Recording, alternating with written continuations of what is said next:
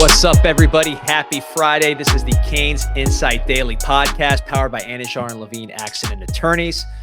We're talking portal. The portal doesn't stop. We're talking portal every day because Miami is big game hunting, including at the wide receiver position. We are going to talk about a name that is emerging very strongly on Miami's radar, Sam Brown, wide receiver out of Houston, who has entered the portal. He is someone that Miami's got a lot of love for. We're going to talk about that, talk about the player as well. We'll also talk about CBS's top 100 college football players, a lot of Canes appearing on that list, a lot of interesting trends to dive into. So a lot to talk about today. First, want to talk about the people that are always on top of the list when it comes to accident attorneys. That's Anishar and Levine. 1-800-747-FREE, 1-800-747-3733. That's if you or someone you care about has been injured in an accident. You could be entitled to significant compensation. Talk to Anishar and Levine. They've been doing this so long. It is second nature, but they're never on autopilot. It is always treating your case like it's their first case. Take back control of your life. Talk to Anishar and Levine accident attorneys. Portal has led basically every day this week. It'll probably lead every day for the next week. It is the hot topic. Miami has Cam Ward at quarterback for a year. They want to surround him with the absolute best talent they can. They are not messing around. They are not playing for the future. They are certainly recruiting with an eye towards the future, but they are trying to win right now with Cam Ward. That starts at the receiver position. You already have Xavier Restrepo, one of the top 100 players in college football, as we'll talk about in a second. Jacoby George, second leading receiver in the ACC, returning to Xavier Restrepo. So top two leading receivers coming back in the ACC. Also have Isaiah Horton, who had an outstanding spring as a big downfield threat, and a lot of young talent that we've been talking about. JoJo Trader, Nye Carr, Robbie Washington, Ray Joseph, etc. However, you still could add more size, more explosiveness, more experience for Cam Ward. Enter Sam Brown out of Houston. This is a guy that I'm told has top 100 draft grades. He is someone that Miami is very, very high on. There is strong mutual interest. It is not a done deal. Certain things need to happen first, but I'm told there is strong mutual interest between team and player. Sam Brown entered the portal. He was Houston's leading receiver, honorable mention all Big Ten, played mostly on the outside, had 124 snaps outside, 70 snaps in the slot. He was originally a West Virginia transfer, signed with them out of high school. He was in Savannah, Georgia, signed with West Virginia, ended up transferring to Houston, played under Shannon Dawson last year. Shannon Dawson's last year, 2022. He was second on the team in receptions with 41. Now this year, Tank Dell leaves. He becomes the head guy, 10th in Big 12 in receiving yards with 815 yards. And what you see is a lot of ability after the catch. He had 20 missed tackles after his receptions, which was 8th among Power 5 receivers, also second in the Big 12. Physical tools. I think this is where Sam Brown really stands out. 6'2", 195, big body, and he had a verified, that means laser time, 4.45 40 in high school. That is extremely fast for a verified high school time. You know, there's people that run 4.4s in the combine that ran 4.7s in high school. It's not that easy when you don't know how to run a 40 and it's verified. This guy's already running 4.45, basketball player as well, and excelled on the track. 24-1 PR in the long jump. So he is explosive as it gets. That was second. He finished second in the state in long jump, had a 37.9 vertical leap in the combine. So big size, fast, 4.45, explosive jumper, which is a true measure of explosiveness, is when you see these big jumps, the broad jumps, the long jumps, the vertical jumps, you are seeing explosiveness. And that is why when you watch the highlights, you see him making plays after the catch, breaking tackles, like we mentioned, second in the Big 12 and missed tackles after the catch. He brings a lot to the table. Played in the same offense with Shannon Dawson in 2022. So he is familiar with air raid concepts. He will get open. He's nasty on drags. Again, after the catch, he can do a lot of damage. I think he fits well with the room. You already have Restrepo, the slot receiver. You have Jacoby George, that really ball in the air guy that can identify it and adjust to the ball. Isaiah Horton loves to run the post and run by guys with those long strides and that speed. Sam Brown would bring some athleticism to the mix, some size to the mix, some run after catch to the mix, and experience, and someone who's already produced and proven he could produce in the Big 12 at the Power 5 level. So again, not a done deal that Sam Brown will be going to the University of Miami, but someone that Miami has strong interest in, and the interest is mutual. A couple of things need to happen.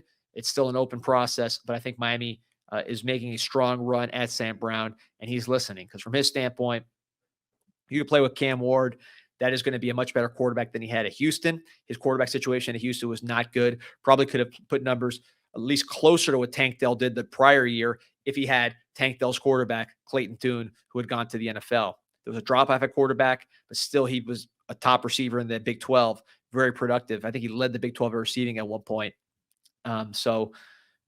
Talented, productive. The physical tools are there, comfortable with the system. Shannon Dawson knows the kid, so he's comfortable with the character and all those sort of things. It's easy to see a fit in this offense. Again, a lot of interest in Sam Brown from Miami, a lot of interest in Miami from Sam Brown. Is going to be about just getting through a couple steps and seeing if we could bring Sam Brown to the University of Miami to really cement what could be a disgusting offense, man. We talked about Cam Ward a ton, offensive line, you know what they do. Elijah Arroyo, one of the best tight ends in the country if he stays healthy. Restrepo, Jacoby George, two leading returning receivers in the ACC. But then you add a Sam Brown. You added potentially a Damian Martinez, who we've talked about in prior episodes, the running back out of Oregon State. Now you have one of the best offenses in the country filled with NFL players all over the place. Again, Sam Brown, I'm told he has some top 100 NFL grades for next year because of those physical tools and the production. Talked about production. Nobody produces numbers like Caneswear. Every sport, they got multiple items of apparel, always producing new stuff, whether it's the hats, whether it's the rats for the Florida Panthers.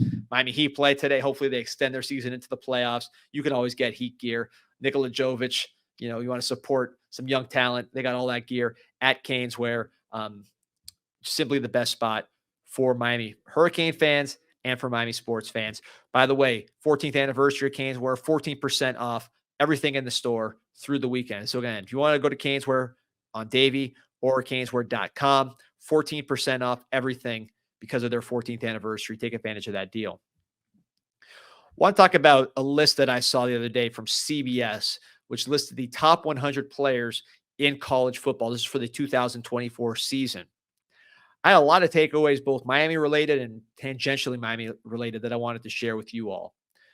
First, most obvious one is there were 4 Miami players on the list of the top 100. So you're talking about Cam Ward, number 30, Ruben Bain, number 33. Again, this is nationally in the country, all positions. Cam Ward, 30, Ruben Bain, 33, Xavier Restrepo, 67, and Francis Mauigoa, the offensive tackle, at 98. Just for comparison, Florida State had one player listed, Patrick Payton, who was number 35, the pass rusher.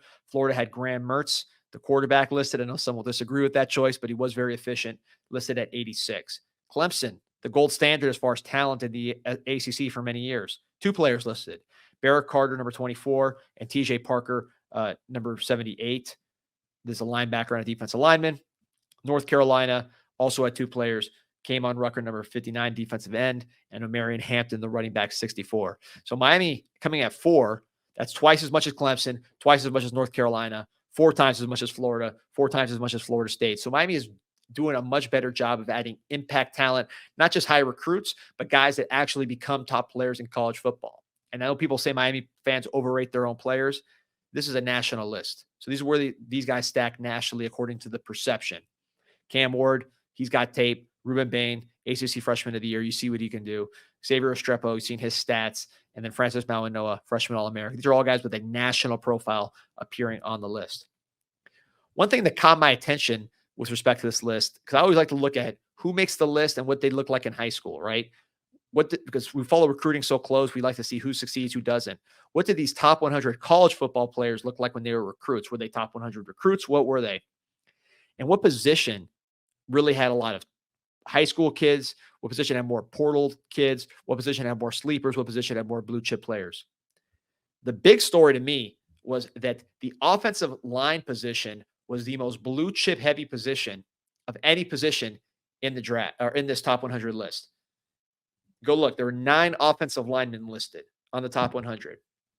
7 of these guys were either 5 stars or very, very high 4 stars. 7 out of 9. And I'm not talking about average 4 stars, high 4 stars, top 100 type players, or 5-star players. And those guys all stayed with the school that signed them. They were not available through the transfer portal. Will Campbell, LSU, Kelvin Banks, Texas, Emory Jones, LSU, Tate Ratledge from Georgia, Josh Connerly, Oregon, Francis Mourinho, of course, Miami, and Wyatt Millum from West Virginia. These are all high 4-star, 5-star recruits that not only signed with a school, stayed with a school, and became top 100 national players in college on those teams. So what does that mean? You're not going to get the superstars necessarily from the portal. Those offensive linemen tend to stay loyal. Number two, you better be recruiting high-end guys. I've always thought of offensive line as more of a developmental position. We've seen a ton of sleepers become great pros, but maybe the recruiting services are getting a little better at identifying these blue chip players. Good news for Miami. Who is the man when it comes to recruiting blue chip offensive linemen? Mario Cristobal, Alex Mirabal. So if the blue chippers are becoming more successful on average, it's good to have a coach who specializes in landing those blue chip players. Talk about Francis Mourinho is on the list, obviously a Mario guy. Kelvin Banks, who signed with Texas, ended up at Texas. He was going to go to Oregon with Cristobal. Josh Connerly did sign with Oregon. Cristobal left before Connerly signed, but Cristobal certainly was pushing him to Oregon. So Cristobal really could have landed 3 guys on this list if he would have stayed at Oregon. Francis Mourinho leaning to Oregon in many respects before Miami came and got him with Coach Cristobal. So blue chippers on the list. The only other 2 guys that were not in that elite category of recruits of the 9 was Jaden Roberts of Alabama, who was a 4-star, still a 4-star, and then Seth McLaughlin, who was a 3-star, but signed with Alabama and transferred to Ohio State. So there's not a lot of sleepers on this offensive line list. You better get premium guys. You're not going to get too many of them through the portal. And if you're going to get premium guys, you better sign them out of high school, which Mario Cristobal is very good at. So that's one takeaway from the list. Flip side, we talked about getting elite high school guys from the portal. Quarterback, to me, I've said this numerous times, and this is just boosting up my belief in this. It is a waste of money to sign top 10 high school quarterbacks and invest a lot of NIL money in them because they very rarely pan out in the modern era for the team that signs them. For every CJ Stroud and Bryce Young, there are a ton of guys who either flop, transfer, or both. The top quarterbacks in the country, 13 were listed in the top 100, right? So let's say these are the top 13 quarterbacks in the country according to the national perception. 8 of the 13 were portal guys. Shedeur Sanders, Quinn Ewers, Dylan Gabriel, Cam Ward to Miami, Cam Rising, Jackson Dart, Graham Mertz, Riley Leonard. So 8 of the 13 quarterbacks that were the top quarterbacks in the country, according to CBS Sports, portal kids. The teams that are getting them can watch film on them, can see how they fit the system. Much easier evaluation than evaluating a high school kid. Also, so if 8 are from the portal, the 13, 5 are from high school. Of those 5, Jalen Milroe of Alabama and Carson Beck were not top 10 quarterbacks in the country. They were 4-stars, but they were not elite 4-stars that were ranked in the top 10 of their positions. So these are middle-of-the-road 4-stars who developed slowly at the school that signed them. They were not big-ticket items necessarily, like a Nico from Tennessee or some of these Arch Manning, some of these big NIL names that you're familiar with. The other 3 high school quarterbacks that stayed with their teams were 3-stars.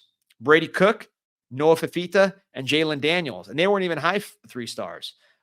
Cook had an 86 rating. Daniels had an 81 rating, which is barely a 3-star. And Fafita had an 87 rating. So you talk about mid to low 3-stars out of high school on this list. 0 of the 13 quarterbacks listed. This is the big takeaway. 13 quarterbacks listed. 0 were top 10 quarterbacks out of high school who stayed with the school that signed them. So why would you invest in top 10 high school quarterbacks if it's going to cost you a lot of money? It's not going to cost you a lot of money. Just get the best player, whatever. Trust your eval. But if you're spending money, you do not want to be signing top 10 high school quarterbacks based on this information and a ton of other data that we've seen. The portal is the way to go. And if you're going to get high school kids, and you do need to have a steady stream of high school kids, get guys that are maybe less expensive but have upside. Doesn't mean they have to be 3-stars. They can be 4-stars, but you shouldn't be breaking the bank for those players. Another trend I'm noticing, South Florida is starting to creep back in terms of producing players. I'm talking about the region of South Florida. It's been a rut. South Florida used to dominate these lists, dominate the first round. Lately, it hasn't been like that. The 2020 class, the 2020 class, 21 class had a lot of busts. It just hasn't been the same as far as producing great players for the college game and for the pro game. But we're starting to see a bounce back. You had 7 players from South Florida in the top 100, some at Miami. So you had Ruben Bain, number 33 from Miami Central, defensive end. Pat Payton from Northwestern, number 35 from FSU. Ricardo Hallman at Wisconsin, originally played for, I believe, the U School, number 42. Mason Taylor, tight end, Jason Taylor's son, went to St. Thomas Aquinas, number 48, now at LSU. Xavier Estrepo, we know about from Deerfield Beach, number 62. Ashton Gillett from Boca, number 82. This is a defensive end from Louisville. Someone first identified on CanesInsight.com, by the way, as a potential sleeper. Signed with Louisville, ended up being one of the best pass rushers in the country. And then finally, a name that's familiar to Cane fans, Elijah Roberts from Southern Methodist, who signed with Miami and transferred after Morrow's first year. He comes in at number 88 on the top 100 players. Again, this is not a Miami list. This is a national list. So 7 players and big takeaways. Obviously, one takeaway is you're sad that you let Elijah Roberts go. He was someone I always felt had a lot of talent. He was a big guy. He played kickoff for us, showed a lot of athletic ability and motor on top of his size. Probably someone we should have kept and built around. Glad to see him have success at Southern Methodist with Rhett Lashley. But what's the takeaway from that list? Of those 7 guys, 4 are pass rushers. If you look at the NFL draft in a couple weeks, who is the highest rated South Florida player? Dallas Turner from St. Thomas Aquinas. What position does he play? Pass rusher. Pass rusher has eclipsed cornerback and wide receiver as the premier position in South Florida. If you don't believe me, look at the NFL. Nick Bosa, Joey Bosa, Brian Burns, Greg Rousseau. Talking about Dallas Turner here. Pierre Paul just retired or is on the verge of retirement, but he had a great career as a pass rusher. Pass rush is Nick Bonito out of St. Thomas. You are seeing more elite pass rushers come out of this area than ever. A couple of years ago, you had Shamar Stewart and all those guys, Marvin Jones, those 5 stars.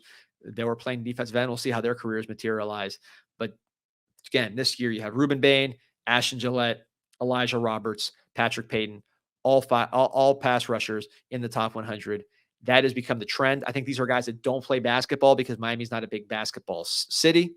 So they're playing defensive end, and they're doing a great job. And if you look at the NFL, there's a lot more of these guys than there ever have been. So those are some trends. I did a longer article on CanesInsight.com if you want to check that out. But I always like to look and see what's happening with college football. How's it changing? How's South Florida changing? What's it producing? Because it's never static. Things are always changing. And the good news is you're seeing more Canes on this top 100 list. And I promise you, with Mario Cristobal acquiring talent, you will see that number continue to rise and rise and rise. So hope everybody has a good weekend. Appreciate you tuning in. Don't forget to sign up to Canes Connection, promo code CIS for 20% off. We just had a great Zoom call yesterday, ton of insider information that you're not getting anywhere else, and certainly not getting anywhere else that fast. Sign up for Canes Connection, promo code CIS, 20% off and access to that Zoom. And otherwise, appreciate you. See you on Monday.